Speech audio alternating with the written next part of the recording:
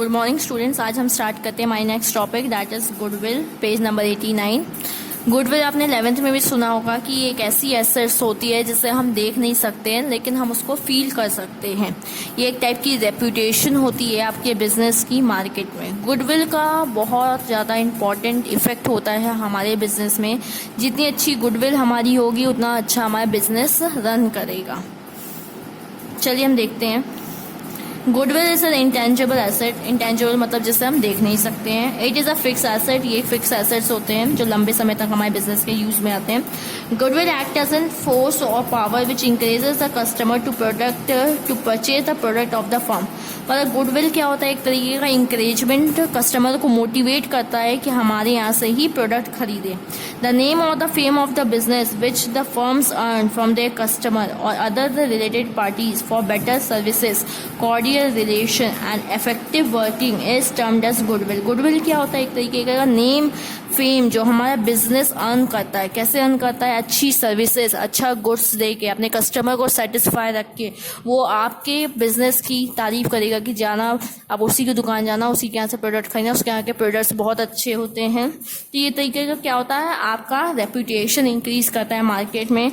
और क्यों इंक्रीज करता है? क्योंकि आपने अच्छी सर्विसेज दी है, अच्छे सामान देते हो, तभी कस्टमर आपके यहाँ आता है। और आपके बिहेवियर के कारण भी आता है कि आपका बिहेवियर अच्छा है, आप बहुत अच्छी से एक्सप्लेन करते हो, जो प्रोडक्ट सेल करते हो उसके बारे में बताते हो। इसे हम क्या कहते हैं? गुडविल कहते हैं। With accounting point of view, when a firm earn higher profit in comparison to the normal profit earn by other firm in the same business, then this ability to earn extra money या profit is termed as goodwill. अगर हम accounts के point of view से देखें तो goodwill क्या होती है?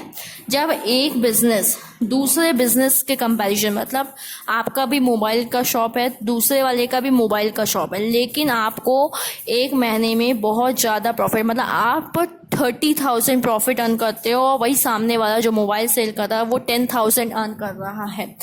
तो जो आप 30,000 अर्न कर रहे हैं, मतलब आप ज़्यादा अर्न कर रहे हैं, तो वो एक तरीके से गुडविल कहलाएगी, आपकी एक्स्ट्रा प्रॉफिट। देखिए इसमें यही दिया हुआ है।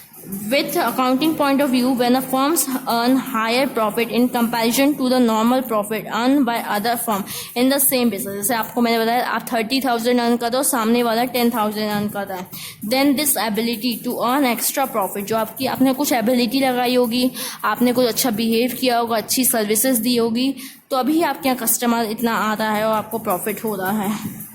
Similarly, when excess amount is realized over the value of net asset at the time of sale of business is known as goodwill।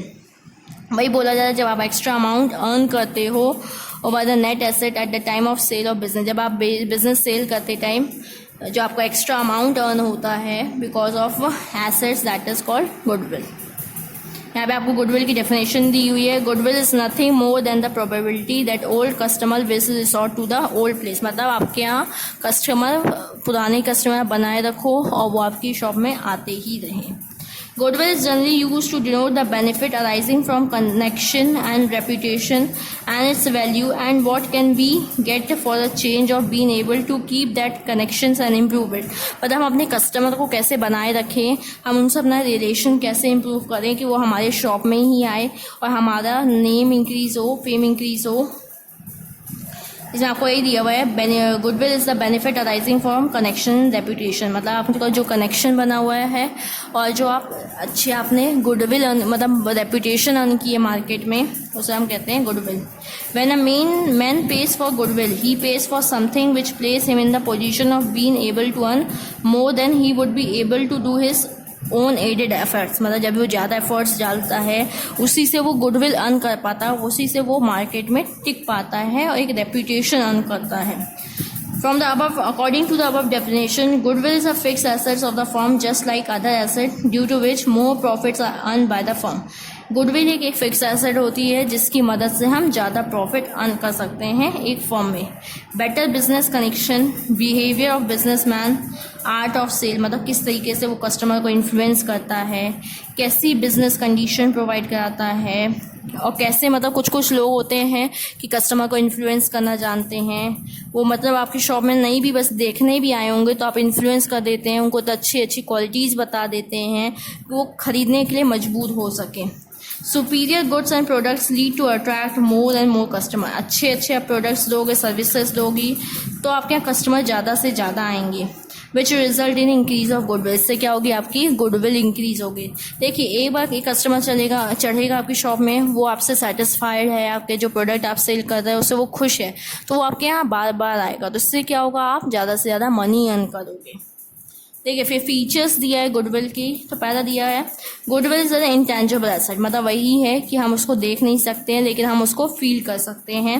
It is non visible but it is not a fictitious asset. ये देखें, fictitious asset नहीं है पर visible भी नहीं है। चलिए हम आगे बढ़ते हैं। चलिए देखिए, दिया गया है सेकेंड पॉइंट में, it can not be separated from business and therefore can not be sold like other identifiable and separable assets without disposing of the business as a whole. मतलब इसमें बोला गया है कि हम बिजनेस से गुडविल को अलग नहीं कर सकते। जैसा हम बाकी एसेट्स को सेल कर सकते हैं, इसको हम सेल नहीं कर सकते। जब तक आपका बिजनेस ख़त्म नहीं होता है, गुडविल ख़त्म नहीं होती है। चौथा पॉइंट दिया है, the value of goodwill has no relation to the amount invested और cost incurred in order to build it. मतलब बोला जा रहा है जो वैल्यू होती है गुडविल की, उससे कोई रिलेशन नहीं होता है कि आप कितना पैसा अपने बिजनेस में लगाए हो। फोर्थ पॉइंट दिया हुआ है, goodwill is subject to fluctuation. The value of goodwill may fluctuate widely according to the internal and external factors of business. Goodwill की वैल्यू फ्लक्चुएट होती है। आज सपोज 10,000 है, कल 9,000 होगी, या फिर परसों 15,000। मतलब गुडविल आपके इंटरनल और एक्सटर्नल फैक्टर्स, आपके बिजनेस में कैसा काम हो रहा है, कैसा बिहेव कर रहे हो, वो सबसे मैटर करता है और सबके अकॉर्डिंग वो चेंज होती है। अब हम देखते हैं टाइप्स ऑफ गुडविल कितने टाइप्स की होती है। Generally goodwill can not B classified. Goodwill को हम डिवाइड नहीं कर सकते हैं, उसको क्लासीफाई नहीं कर सकते हैं। However while determining its sale value it is seen that it can be transfer easily or not. मतलब जब बोला कि हम इसको जब सेल करते हैं तब हम देखते हैं कि वो ट्रांसफ़र होती है कि नहीं। If the control of business is with such a person who have attracted the customer by their personal qualities, then while purchasing such firm, the amount of goodwill should be paid with the proper valuation and estimation. मतलब बोला है कि जब आप अपने business को किसी और को देते हो, सेल करते हो, लेकिन आपने बिज़नेस को चलाने में, अपने कस्टमर बनाने में बहुत ज़्यादा मेहनत की है, आपके बहुत अच्छे कस्टमर्स हैं बिकॉज ऑफ आपकी क्वालिटी के कारण, तो क्या होता है जब आप बिज़नेस सेल कर रहे होते हो तो आप गुडविल के लिए भी, जो आपने गुडविल अर्न की है उसका भी आप एक पैसा मांगते हो सामने वाले से। It may be possible that the reputation and goodwill of the firm may and after the retirement of such partner. और बोला है क्या पता जैसे कोई पार्टनर काम कर रहा है उसके कारण गुडविल अच्छी थी आपके फर्म की, और जब वो रिटायर हो जाता है तो ये भी होता है कि कभी कभी गुडविल आपकी फर्म की ख़त्म हो जाती है, क्योंकि लोग ये बोलने लग जाते हैं कि हम जिससे सामान लेते थे वो तो है ही नहीं, तो अब हम आपके यहाँ क्यों आए, फिर आपके यहाँ आना बंद कर देते हैं। From the point of view of transfer, goodwill can be compared with the following 3 animals. Goodwill को हम 3 टाइप के एनिमल्स से कंपेयर करते हैं कि गुडविल कैसी होती है। पहली होती है cat goodwill. The nature of the cat is very peaceful and calm. जो कैट का नेचर कैसा होता है, पीसफुल होती है, शांत होती है। She always want to live at one place. जो कैट होती है उसको एक जगह रहना पसंद होता है। She does not want to change her place of living. वो हमेशा जल्दी जगह नहीं चेंज करती है। We can say that a cat is more attracted to the place than a person. मतलब बोला जा सकता है कि जो कैट होती है वो एक तरीके से जगह से ज़्यादा उसको प्यार होता है एज़ कम्पेयर टू पर्सन। मतलब जैसे उसका मकान मालिक अगर घर या सिटी चेंज करके जा रहा है तो अपने मकान मालिक के साथ नहीं रहेगी, उस घर में ही वो रहेगी। In the same way, this type of goodwill remains attached with the location of the business. कुछ goodwill इस cat nature की होती है, जो place, जो business के location से, business से attract होती है, ना कि उसकी पर्सन मालिक से, not with the personal quality of the owner. This type of goodwill is called cat goodwill. इस टाइप की goodwill को हम क्या कहेंगे, cat goodwill कहते हैं। चलिए हम आगे कंटिन्यू करते हैं कैट गुडविल से ही।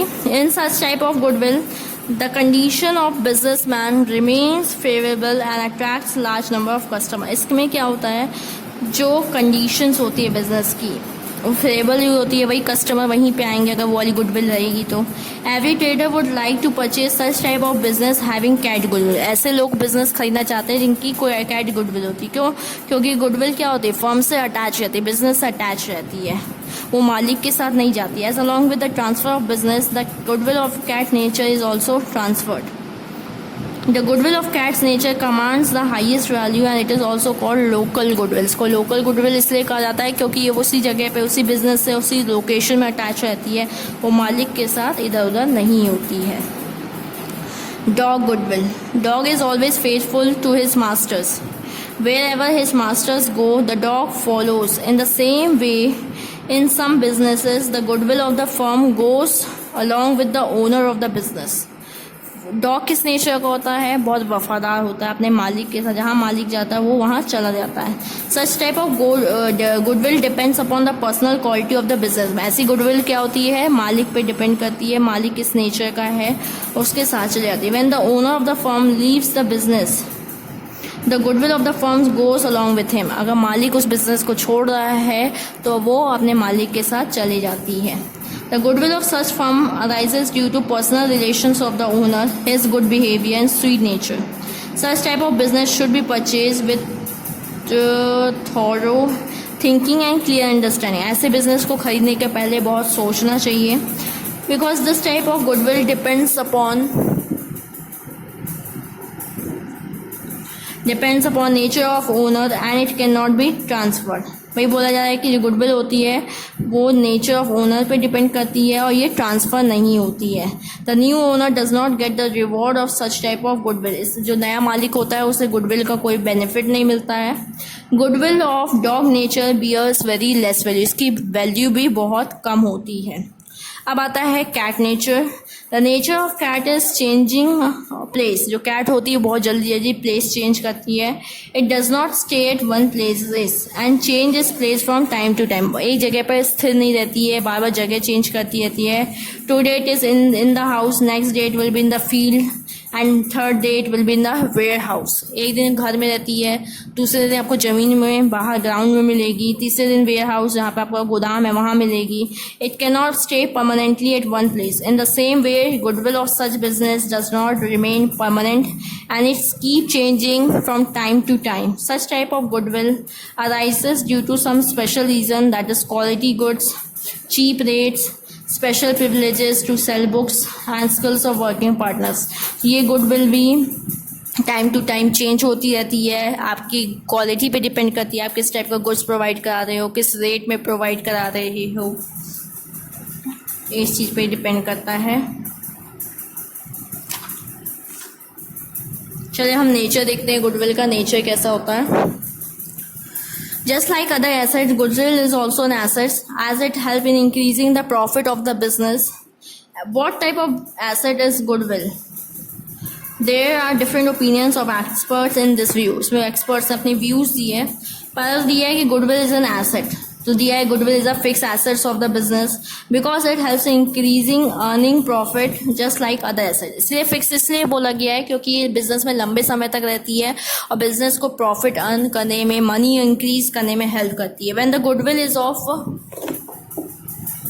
cat nature, जब cat nature की होती है, it cannot be purchased and sold like other assets. इसको खरीद और सेल नहीं कर सकते जैसे हम बाकी एसेट्स को करते हैं।